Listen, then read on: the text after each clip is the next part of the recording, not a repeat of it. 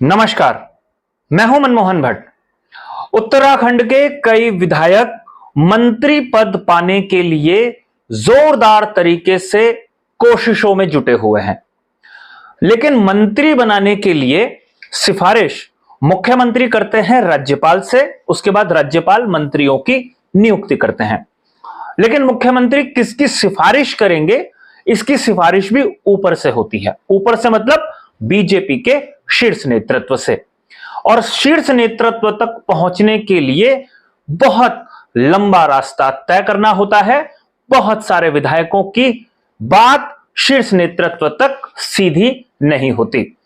वहां तक पहुंचने के कई रास्ते होते हैं और इन रास्तों को कई बार साधु सन्यासी लोग आसान बना देते हैं।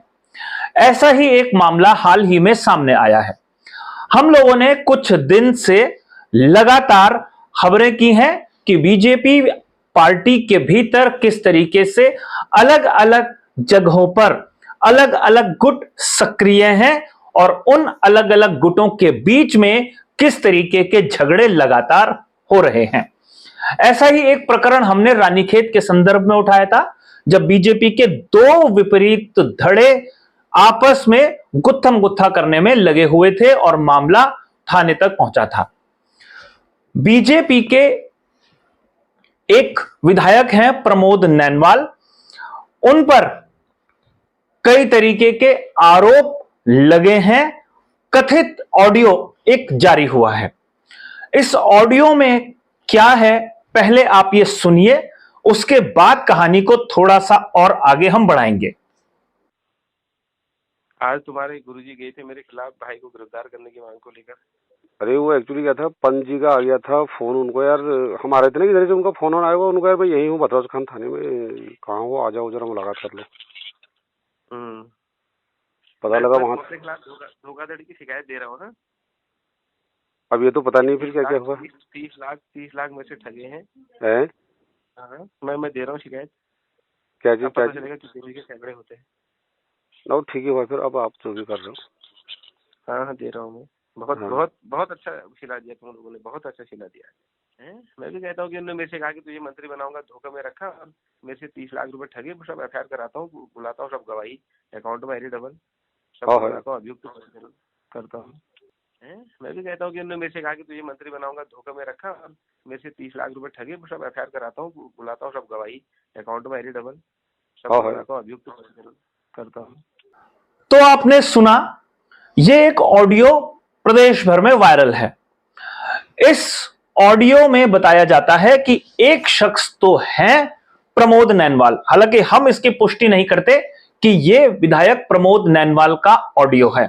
इस तरीके का दावा कई लोग कर रहे हैं कि यह प्रमोद नैनवाल है, लेकिन मैं एक बार फिर से कह दूं, मैं इसकी पुष्टि नहीं करता कि यह प्रमोद नैनवाल की आवाज है।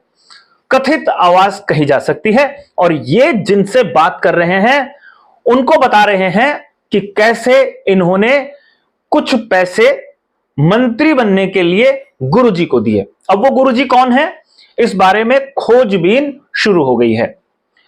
30 लाख रुपए का जिक्र हो रहा है। अब उत्तराखंड की हालत किसी से छुपी नहीं है। उत्तराखंड एक गरीब प्रदेश माना जाता है। उत्तराखंड की आर्थिक स्थिति बहुत बेहतर नहीं है। उत्तराखंड सरकार को कई बार अपने कर्मचारियों और अधिकारियों को तनख्वाह देने के लिए कर्जा लेना पड़ता है रिजर्व बैंक की मंजूरी के बाद। ऐसे में राज्य सरकार के विधायक भी बड़ी बड़ी बातें कहां से करेंगे।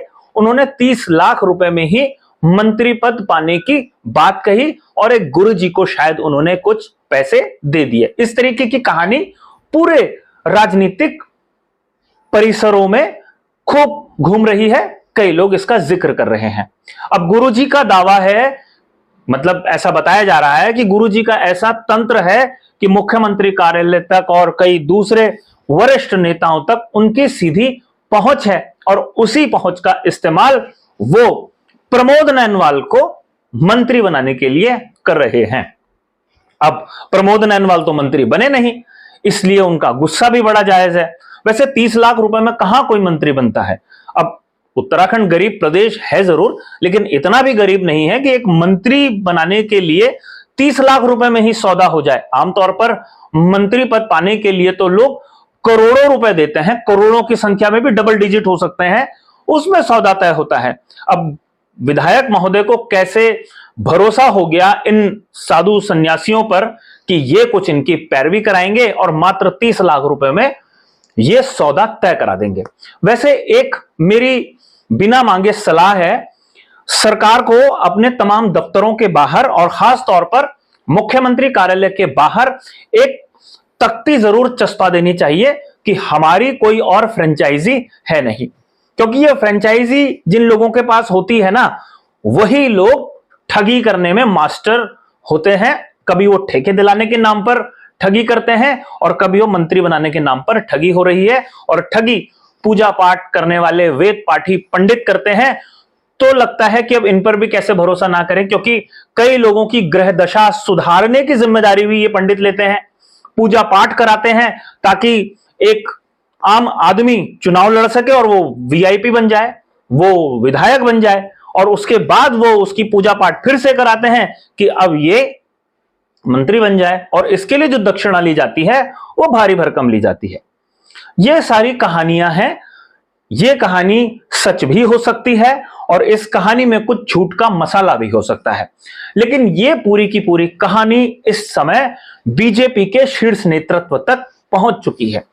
बीजेपी प्रदेश के मीडिया प्रभारी हैं मनबीर चौहान। मनबीर चौहान से हमारी बात हुई और उनकी प्रतिक्रिया जानने की हमने कोशिश की। मनबीर चौहान ने सीधे सपाट शब्दों में कहा है, पार्टी ने इस तरीके की गतिविधियों का संज्ञान लिया है। जहां जहां पर भी विधायक और उनके साथ कुछ पार्टी के लोग अगर उलझते हुए नजर आ रहे हैं तो इसका संज्ञान लिया गया है और इस पर चर्चा हो रही है। पार्टी अनुशासित पार्टी है। अब अनुशासित पार्टी तो ये है, लेकिन पिछले कुछ महीने से अनुशासन कई जगह टूटता हुआ नजर आया है। अब वो अनुशासन क्यों टूटा है, इसके कारणों पर हम नहीं जा रहे हैं, लेकिन ये अनुशासन कैसे बना रहेगा, इसको लेकर अब पार्टी को घनघोर रूप से देखना होगा कि क्या होगा। महेंद्र प्रसाद भट्ट दिल्ली से देहरादून पहुंच चुके हैं। दिल्ली में राज्यसभा सदस्य की शपथ महेंद्र प्रसाद भट्ट ग्रहण कर चुके हैं। मुख्यमंत्री भी तमाम सरकारी कार्यक्रमों में व्यस्त थे 2-3 दिन, क्योंकि उत्तराखंड में आग लगने की घटनाएं बेहद गंभीर रूप धारण कर चुकी हैं और उसका समाधान क्या होगा उसके लिए मुख्यमंत्री ने कड़े निर्देश दिए थे। अब MI-17 हेलीकॉप्टर के जरिए ही कई पहाड़ियों में लगी आग को बुझाया जाएगा, और जो राजनीतिक आग कई क्षेत्रों में लगी हुई है उसको लेकर भी अब पार्टी और सरकार थोड़ा गंभीर हो गई है, क्योंकि मंत्री बनाने के लिए 30-30 लाख रुपए की डील हो रही है। डील कौन लोग कर रहे हैं उन पर भी उंगली अब उठने लगी है। उन तक किस तरीके से कार्रवाई पार्टी करेगी, क्योंकि वो तो पार्टी के लोग हैं ही नहीं। कार्रवाई तो सिर्फ उन्हीं पर की जा सकती है जो आपका विधायक है, जो आपके पार्टी का पदाधिकारी है। अब इस तरीके के जालसाज कहां कहां फैले हुए हैं, इन जालसाजों से कैसे विधायकों को सावधान रहना है, ये स्टोरी इसका एक उदाहरण है कि कोई भी विधायक, कोई भी पदाधिकारी किसी वेद पाठी पंडित के चक्कर में ना फंसे, अपनी कुंडली दिखाने के चक्कर में ना फंसे। छोटी मोटी दक्षिणा तो दी जा सकती है, लेकिन लाखों रुपए दक्षिणा देकर आप अपनी कुंडली के दोष को दूर करने की अगर कोशिश करेंगे तो हो सकता है दोष थोड़ा ज्यादा लग जाए, और पार्टी को अगर ये दोष ज्यादा दिखाई देने लगेगा तो समस्या विधायक की या पदाधिकारियों की बढ़ सकती हैं। तो आने वाले समय में यह देखना काफी दिलचस्प होगा कि पार्टी क्या संज्ञान लेगी और पार्टी क्या कार्रवाई किस पर करेगी। अभी के लिए साथियों इतना ही। अगली रिपोर्ट में आपसे फिर मुलाकात होगी, तब तक इजाजत दीजिए। नमस्कार।